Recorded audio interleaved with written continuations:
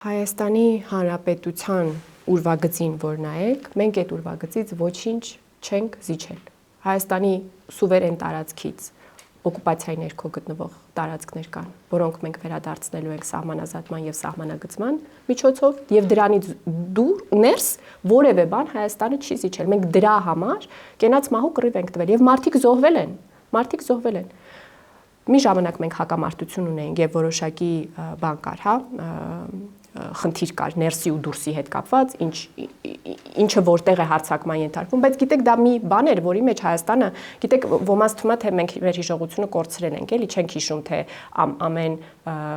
այն ժամանակ ինչպիսին էր խոսույթ, ասենք օրինակ ասում էին Ադրբեջանը խախտել է հրադադարը, չգիտեմ, 16000 անգամ։ Այդ թվերը նորմալ էին, որ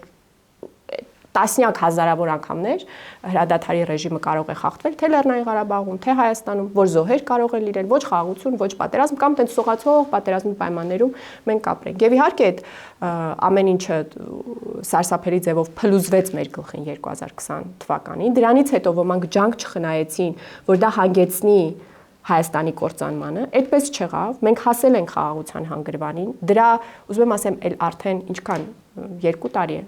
զոհ չկա, այսինքն փաստացի մենք այն իրավիճակում չենք, որ ոչ պատերազմ է, ոչ խաղաղություն է, եւ այդ խաղաղությունը անհրաժեշտ է պաշտպանել։ Եվ այստեղ մի հարցի եմ ուզում անդրադառնալ, ոմանք ասում են, որ այդ ինչ խաղաղություն է, որ ասում եք, բանը, եթե մենք իշխանության գանք, պատերազմ կլինի։ Եթե դուք որոշել եք գաք եւ խաղաղության ճարտարապետության վրա թռվռակ եւ այն խափանեք այդ երաշխավորների եւ մնացած ինստիտուտներով, ուզում եք այնպիսի մի հատ խաղաղություն հնարավոր լիներ, որը դուք գայիք եւ փորձեիք բանանեք, ոչնչացնեք ու չստացվեր ձեզ մոտ։ Որևէ երկիր այդպիսի խաղաղություն չունի, որը չի կարող մի անմիտ քաղաքական գործիչ բանանել, տապալել։